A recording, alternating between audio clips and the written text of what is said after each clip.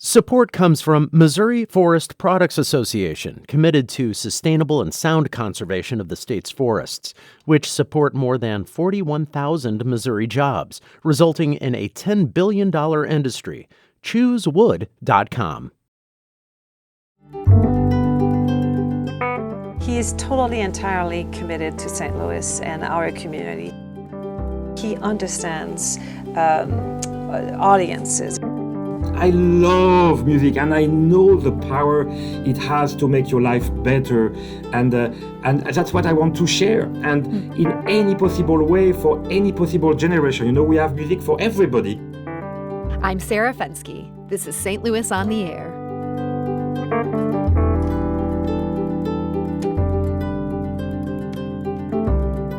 One week ago, the St. Louis Symphony Orchestra again returned to Powell Hall for its second series of COVID-safe concerts. Things were a bit different than pre-pandemic concerts. No intermission, no drinks. But there was still music. There's also music at Powell Hall this weekend, and that includes everyone's favorite humorous suite.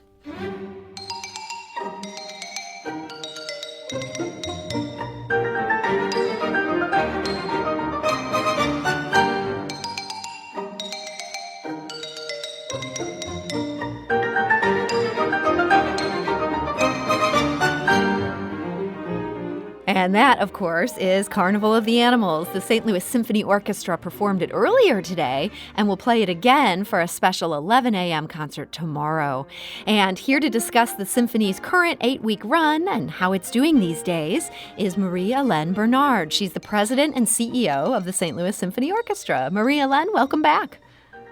Good afternoon. Thanks for having us. And we're also joined today by Stéphane Denève. He's the music director of the St. Louis Symphony Orchestra. Stéphane, thank you for joining us today. Thank you, Sarah. Nice to hear you. So, Stéphane, you just finished leading a morning performance of the symphony. How did everything go? Wonderfully, because we can offer music to people live safely. And if I may say that myself, I think the audience was so joyful and so happy. We had a standing ovation, and it feels wonderful to make music. So people are just happy to be back hearing you again, even with these restrictions in place. Well, it's a wonderful hall, so we can indeed space people in a very safe way, but there's still a feeling of being together because, music is the shortest path from one heart to another, and we just feel we are together, vibrating with the music. So, Stéphane, overall, this is such a different time that we're in right now. Does it feel different when you're up there conducting and leading the symphony? Well, there are a few elements that are different, like, for instance, the distance between musicians on stage. But I have to say, it's quite strange that it feels very normal again because we just have the audience, with us, and that is what has been missing. We've never been silenced. We provide a lot of digital content, and we really played a lot for the audience on internet. But just now, it's our good Powell Hall. It is our beautiful orchestra, and I must say it feels quite normal again. So once you have that audience back, it feels like the pieces are there in place. Absolutely. And we have, of course, programmed a totally different season just now because we cannot welcome on stage a full orchestra.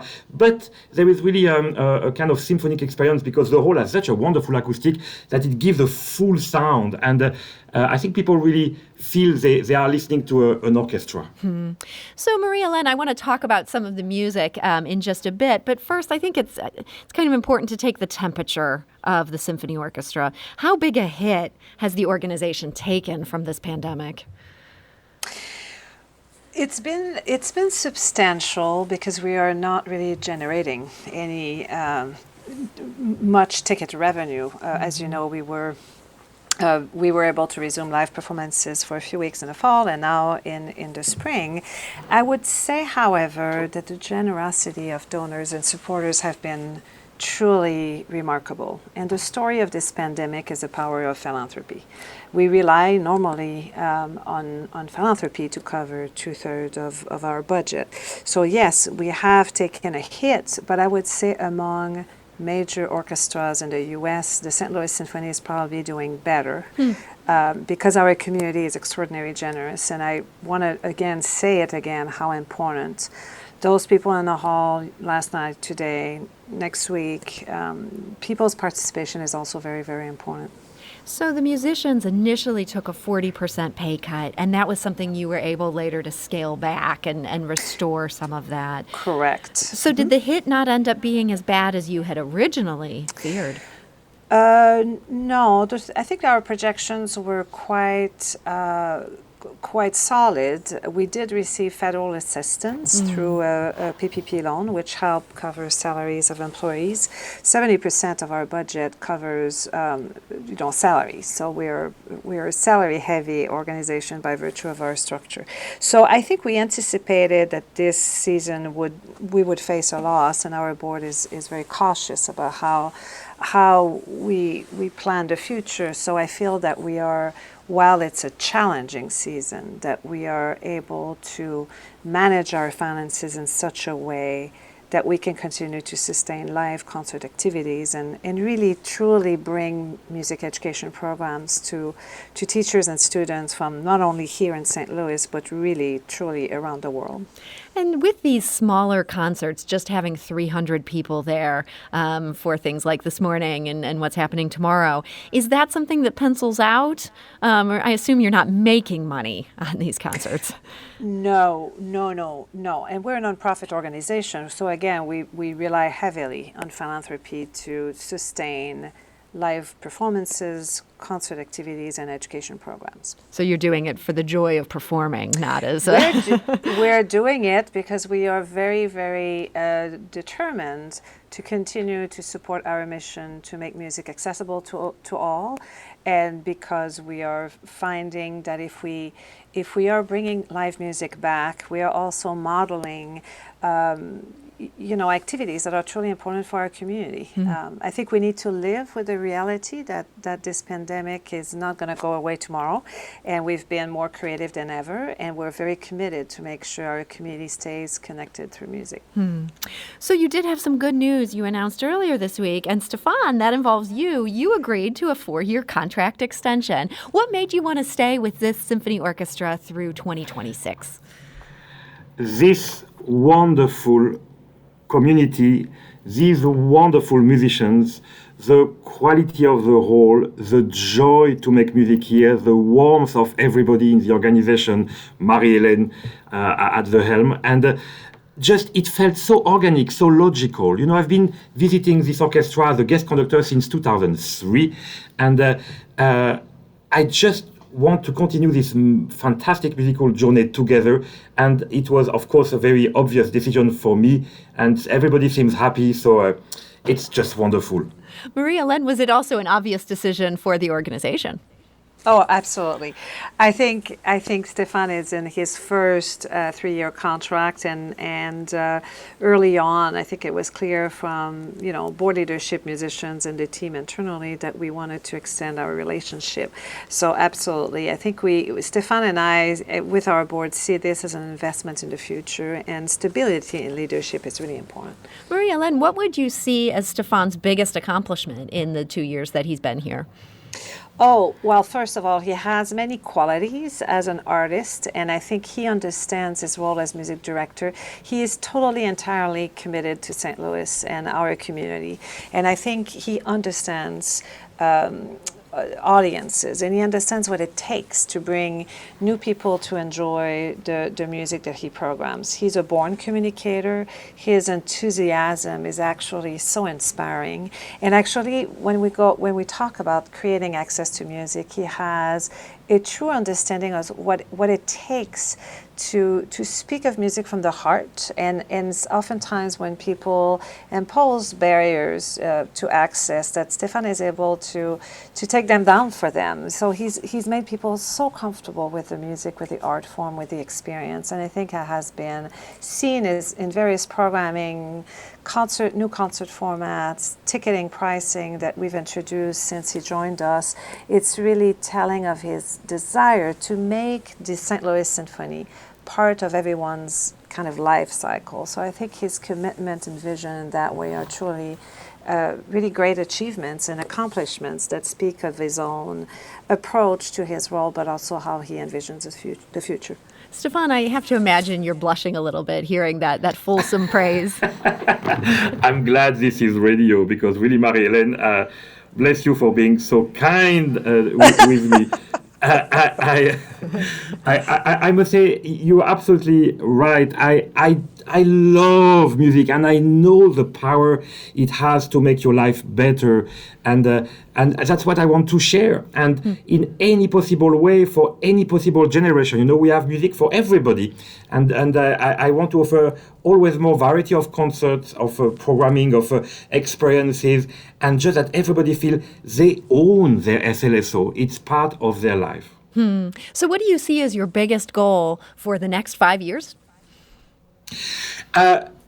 Plenty, actually. I would like to propose a lot of great music of today that people will love, because that I think is very important to me. I really want to very carefully choose some music that speaks about our world today, and music for all kind of composers, from a lot of female composers, a lot of composers of colors, just that represent the world we are in, and music that everybody can love and enjoy. That is very important to me. Of course, internally, I have to select the best possible musicians, for the new open position in the orchestra. It's a very big part of my job, and just to create an always a warmer and more direct contact with all our audiences, being actually here but also abroad, all over the world. We everybody should know that there is a gem, and this orchestra is very special. So, Stéphane, you talked about introducing more of these newer pieces that aren't just from the same old dead white men. Now that you've gotten to know the St. Louis audience better over these past few years, do you think we're ready for that? Oh, totally. No, because it's very important to understand your audience and tailor make what is the right pieces, and so I'm absolutely sure that we can together just grow into more understanding about the different way to express the world today. No, I have no doubt about that. And it's all about as well how you present it. I love to speak on stage and explain why I love a piece, and sometimes change some passive listening into some active listening. And so that's what it takes, just to take people on board and to just speak with your own passion. Mm-hmm. So this pandemic-altered second season that you've had under these conditions, it kicked off last week. We're now in week 2 of 8. What's your favorite piece that's coming up within this series? Well, I tell you the truth, the piece I just did yesterday and today, which is new to my repertoire, the Appalachian Spring of Aaron Copland, speaking about this really American way of life, of enjoying in a very warm way little pleasures of life, the joy of love, the joy of nature, the joy of humility, of being together. This piece really has been a great addition to my repertoire. I just love it. But to be honest with you, it's very hard to choose because I love every piece I program. Otherwise, I would not program it. That's the first requisite, is that I'm just passionate about it. So we have a lot of great programs, and also our family is extending. We have now a new assistant conductor who is terrific. Her name is Stephanie Childress, and she will start already next week. She introduced herself as a violinist last week because she's very talented. She also plays the violin very well. But as a conductor, she will join us next week. And be ready. We really have a wonderful new talent at the SLSO. Well, that is very exciting. That'll be next week. And in the words of Stéphane Denève, be ready. So Stéphane Denève, music director of the St. Louis Symphony Orchestra, thank you so much for joining us today. Thank you, Sarah. I hope to see you soon live as well. I hope we can do this in person again soon, very much. And Marie-Hélène Bernard, President and CEO of the St. Louis Symphony Orchestra, thank you.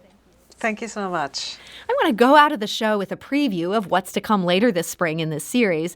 This is the piece that will see the symphony's fullest instrumentation this spring, and that is Beethoven's Symphony No. 7. Here, this is in a previous performance by the St. Louis Symphony Orchestra.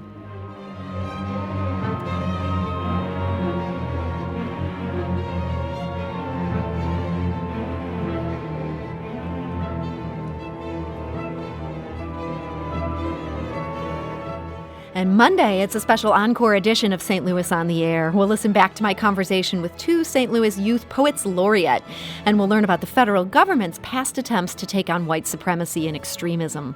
More reporting from the St. Louis on the Air team is available at stlpublicradio.org. You can also find the St. Louis on the Air podcast on Google Podcasts, Spotify, Stitcher, and Apple Podcasts on the App Store. St. Louis on the Air is produced by Evie Hemphill, Laura Hamden, Emily Woodbury, and Alex Hoyer. The audio engineer is Aaron Dorr. St. Louis on the Air is a production of St. Louis Public Radio, 90.7 KWMU. Thank you for listening. I'm Sarah Fensky.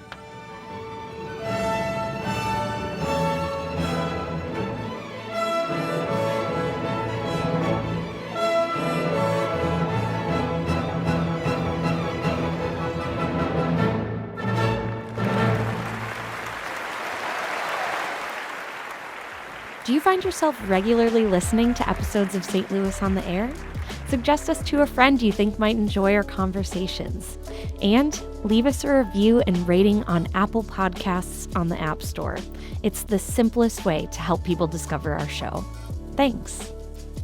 St. Louis Public Radio is a member-supported service of the University of Missouri St. Louis.